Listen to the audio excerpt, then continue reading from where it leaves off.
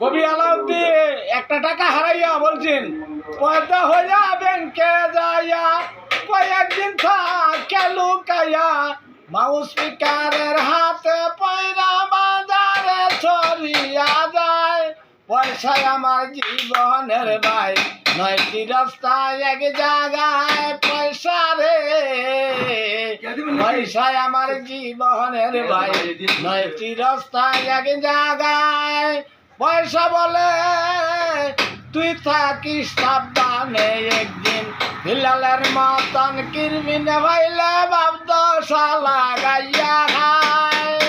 পয়সা বলে যুবতী নারী কত জায়গায় ঘুরাইতে পারি, পয়সা বলে যুবতী নারী কত জায়গায় ঘুরাইতে পারি।